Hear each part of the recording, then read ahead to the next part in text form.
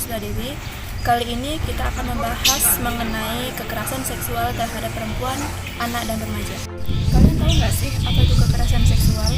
Oke, kekerasan seksual merupakan penyalahgunaan anak sebagai objek kesenangan seksual yang mana hal tersebut melibatkan anak-anak. Tentunya aktivitas tersebut belum diketahui oleh anak-anak, sehingga muncullah ketidakberdayaan untuk memberitahukan hal tersebut kepada orang lain. Kekerasan seksual secara fisik bisa berupa menyentuh area intim atau kemaluan pada anak, membuat anak menyentuh area intim atau kemaluan dari pelaku, atau pemerkosaan dan sodomi. Nah, yang bersifat non-fisik bisa berupa menunjukkan hal yang bersifat pornografi terhadap anak dan menunjukkan alat kelamin pada anak.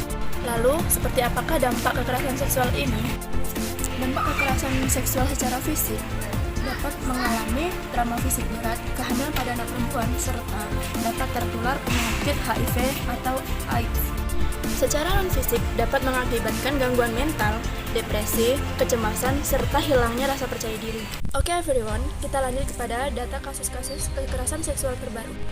Di Indonesia, telah terjadi kasus kekerasan seksual lebih dari 8.000 kasus pada perempuan dan anak, yang mana terdapat 12.559 kasus kekerasan terhadap anak, dan selama masa pandemi 2.500 kasus kekerasan terhadap perempuan. Kasus terbaru pada tanggal 16 Juni 2021 terjadi di Parangpanjang, Sumatera Barat, yang mana antara seorang guru dengan seorang siswa. Pada tanggal 17 November 2021 terjadi pencabulan pada anak di bawah umur yang dilakukan di Kota Padang, Sumatera Barat. Pada tanggal 18 November 2021, kembali terjadi pencabulan oleh dosen kepada mahasiswinya di Riau, Universitas Riau. Tak hanya di Riau, hal serupa juga terjadi di Kota Palembang, yang mana pada tanggal 19 November 2021. Baiklah everyone, dimanapun Anda berada, setelah permasalahan yang terjadi pada perempuan terutama pada anak dan remaja, maka di sini kami akan menyampaikan bagaimana prinsip panduan dalam menangani anak, remaja, korban kekerasan seksual. Oke, yang pertama yaitu prinsip pendamping untuk bekerja sama dengan anak korban kekerasan seksual. Promosikan minat terbaik anak, yang mana minat terbaik anak merupakan perawatan terbaiknya. Pastikan keamanan anak baik secara fisik maupun emosional. Berikan hiburan, kenyamanan, dorongan, dan support serta perhatian kepada anak. Berikan informasi tentang pengalaman pelecehan seksual pada anak dirahasiakan. Libatkan anak dalam mengambil keputusan. Perlakukan setiap anak dengan perawatan yang adil dan sama. Lalu, bantu anak untuk memperkuat ketangguhan dan kekuatan yang dimilikinya. Selanjutnya yang kedua, penerapan prinsip-prinsip pembimbing pada kasus nyata, yaitu tunjukkan pemahaman yang akurat tentang undang-undang atau kebijakan pelaporan yang wajib. Menganalisis kriteria spesifik untuk menentukan apakah pelaporan merupakan kepentingan terbaik anak, dan mendokumentasikan serta melaporkan informasi tersebut kepada tim respon kasus anak. Jelaskan persyaratan pelaporan wajib untuk anak-anak dan pengasuh sejak awal pengiriman layanan. Ingat, harus menggunakan tindakan yang menguntungkan atau tidak merugikan bagi anak dan keluarga selama keselamatan anak terjamin. Baiklah semuanya, penyampaian berikutnya akan disampaikan oleh rekan saya. Kepada Aca, saya persilakan. Oke, terima kasih ya Kak. Perkenalkan, saya Asa Firma Trisakti. Hello everyone. Selanjutnya saya akan melanjutkan yang isu-isu kekerasan seksual. Seperti yang telah kalian dengarkan dari rekan saya tadi, telah banyak isu kekerasan seksual yang terjadi pada Indonesia. Seperti pada isu pelecehan seksual yang belakangan ini terhadap mahasiswi yang sangat banyak diperbincangkan di media sosial. Kenapa hukum enggan untuk menindaklanjuti? Kenapa awalnya pihak kampus tidak cepat untuk membuka suara? Apakah seksual harassment ini hanya dianggap sebagai sebuah gurauan atau bukan sebuah tindakan kekerasan? Belakangan ini pun publik kembali dihebohkan oleh isu yang dihapusnya seorang mahasiswi Unsri dari daftar yudisium, yang mana mahasiswi tersebut merupakan korban dari pelecehan seksual yang dilakukan oleh dosennya beberapa waktu sebelum acara wisuda tersebut. Tak hanya itu, publik kembali dihebohkan oleh kasus seorang mahasiswi yang bunuh diri di makam sang ayah setelah dilakukan pelecehan seksual oleh kekasihnya sendiri yang merupakan anggota Polri. Lalu, baru-baru ini tanah air Indonesia kembali dihebohkan oleh kasus pencabulan oleh pemilik pesantren di Bandung dengan 14 korban santri. Dan masih banyak lagi isu-isu kekerasan seksual yang kerap terjadi di lingkungan kita. bahkan tidak hanya di lingkungan kampus saja, di lingkungan sekitar kita seperti di rumah maupun dimanapun Anda berada.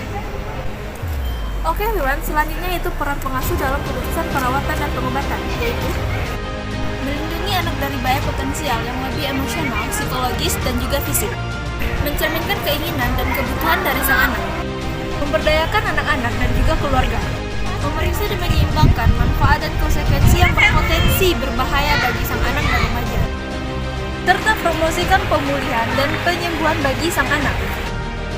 Dalam pengambilan keputusan dan perawatan ini, pengasuh harus mengutamakan kepentingan dari kesejahteraan dan keselamatan anak dan remaja korban dari kekerasan seksual. Baiklah everyone, selanjutnya akan dilanjutkan oleh rekan saya. Kepada Nisa, disilahkan. Terima kasih Aca. Baiklah, saya Nisatul Fitri akan melanjutkan yang kelima, yaitu peran pengasuhan orang tua yang lalai atau tidak ada. Terdapat situasi ketika pengasuh seperti orang tua yang tidak ada, tidak mau dan tidak mampu bertanggung jawab terhadap anaknya. Nah, situasi yang demikian dapat membahayakan keselamatan anak jika ada kecurigaan bahwa orang tua atau wali terlibat di dalam penyalahgunaan tanggung jawab. Yang kedua, anak mungkin menjadi korban dari reaksi berbahaya seperti hukuman fisik atau pengusiran paksa dari rumah. Anak tidak ingin orang tuanya mengetahui tentang pelecehan yang dialami, dan anak yang tidak didampingi oleh orang tua atau orang dewasa yang menjadi tanggung jawab sebagai wali. Selanjutnya yaitu peran anak dalam pengambilan keputusan.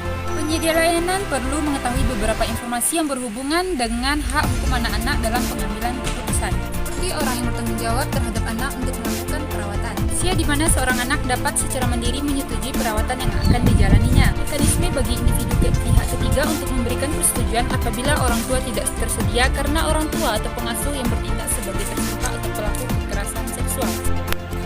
Terakhir yaitu beberapa tips bermanfaat bagi pendamping anak dan remaja korban kekerasan seksual untuk memahami usia dan tahap perkembangan dan bagaimana hal tersebut dapat mempengaruhi anak dalam pengambilan keputusan. Pertama, yaitu anak-anak usia 15 tahun umumnya cukup dewasa untuk mengambil keputusan sendiri. Anak-anak usia 13-14 tahun dianggap cukup dewasa untuk memberikan kontribusi besar dalam keputusan yang mempengaruhi perawatan mereka.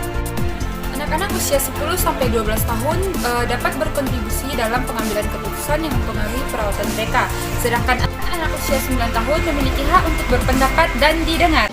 Oleh karena itu, penyedia layanan atau pendamping anak dan remaja korban kekerasan seksual bertanggung jawab untuk memahami dan menilai usia perkembangan anak dan remaja. Nah, berdasarkan tips-tips di atas, pendamping anak dan remaja korban kekerasan seksual dapat memberikan anak-anak dan remaja informasi yang cukup dan memberikan mereka kesempatan untuk mengekspresikan pendapat ketika membuat keputusan. Baiklah semuanya, itulah penjelasan tentang bagaimana prinsip dan panduan dalam menangani anak dan remaja korban kekerasan seksual yang dapat saya dan rekan saya jelaskan. Kalau begitu, terima kasih atas perhatiannya. Dan kami mohon maaf jika ada kesalahan selama penyampaian. Saya Asa Firmatrisakti. Saya Eka Puspita Dewi. Saya Nisatul Fitri. Kami mahasiswa jurusan Psikologi UNP pamit undur diri. Stop kekerasan seksual. Thanks for watching and see you.